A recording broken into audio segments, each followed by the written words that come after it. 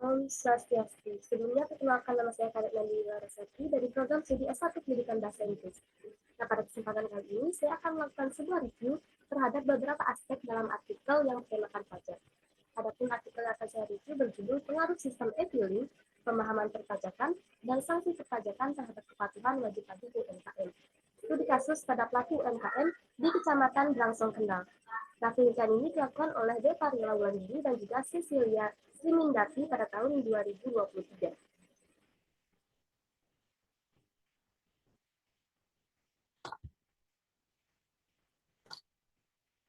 Baik, adapun analisis yang sudah saya lakukan terhadap artikel ini, yang pertama dalam aspek paragraf, seperti yang saya jumpai, saya menemukan dua paragraf yang berisi tentang alasan penelitian.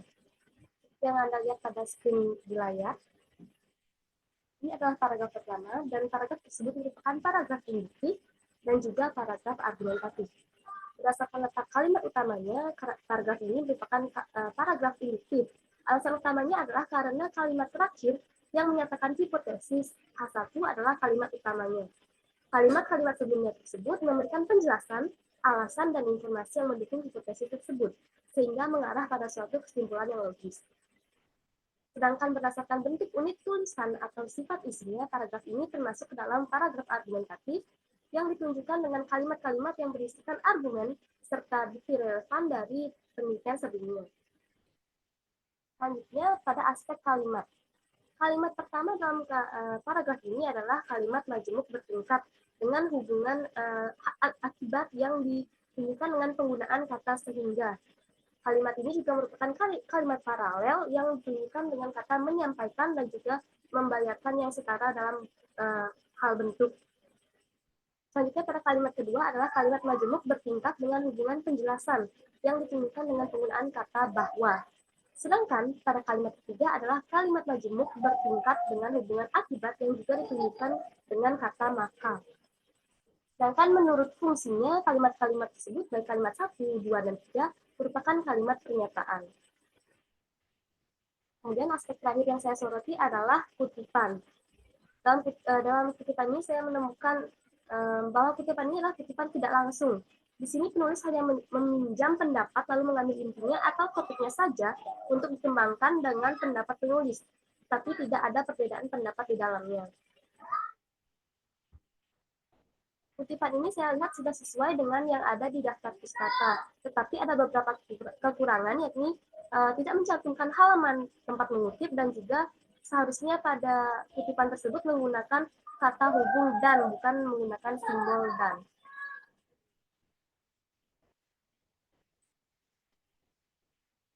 Nah, ini adalah paragraf kedua yang saya temukan yang berisi tentang alasan penelitian.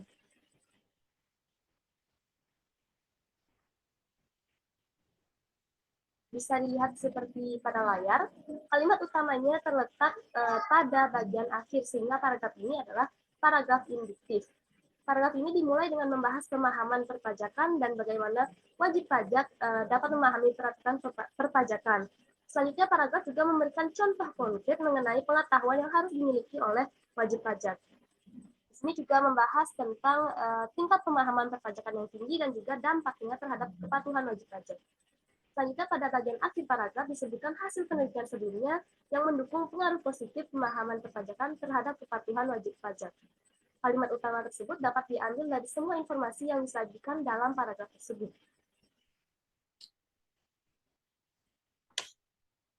Selanjutnya pada aspek kalimat.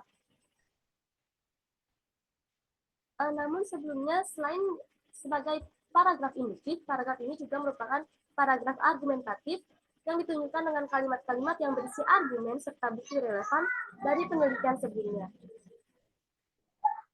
Selanjutnya pada aspek kalimat, saya menemukan bahwa kalimat pertama dalam paragraf ini merupakan kalimat paralel yang ditunjukkan dengan kata mendefinisikan, merumuskan, dan menafsirkan yang sejajar bentuknya.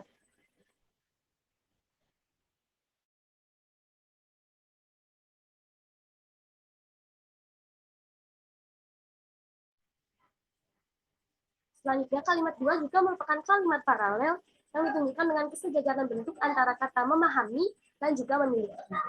Kalimat ini juga merupakan kalimat majemuk bertingkat dengan hubungan akibat yang ditunjukkan dengan penggunaan kata sehingga. Dan juga berdasarkan fungsinya, kalimat tersebut merupakan kalimat pernyataan. Nah, seperti yang saya bilang tadi, menurut fungsinya kalimat 3, 4, dan 5 juga merupakan kalimat pernyataan. Namun di sisi lain, kalimat 4 adalah kalimat majemuk bertingkat dengan hubungan akibat. Dan juga kalimat 5 adalah kalimat majemuk bertingkat dengan hubungan penjelasan dengan penggunaan kata bahwa.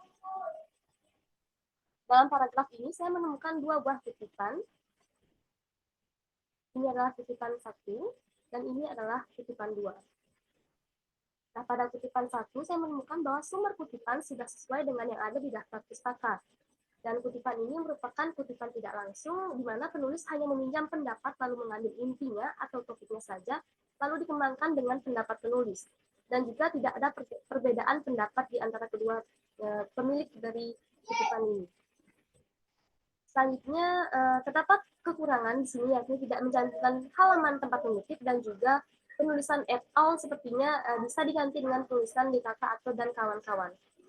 Selanjutnya, pada kutipan kedua, saya menemukan bahwa sumber kutipan sudah sesuai dengan yang ada di daftar pustaka, dan kutipan ini termasuk ke dalam kutipan langsung panjang, tapi dalam kutipan ini belum mencantumkan halaman tempat mengutip, dan juga seharusnya pada kutipan tersebut menggunakan kata hubung dan bukan menggunakan simbol seperti yang tertera pada kutipan tersebut.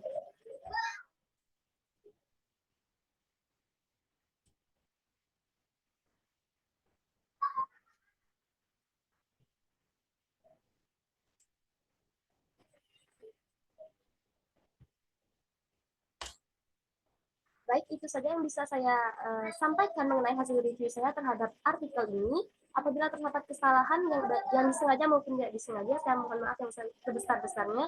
Saya tutup dengan para Santi. Om Santi Santi Santi Om.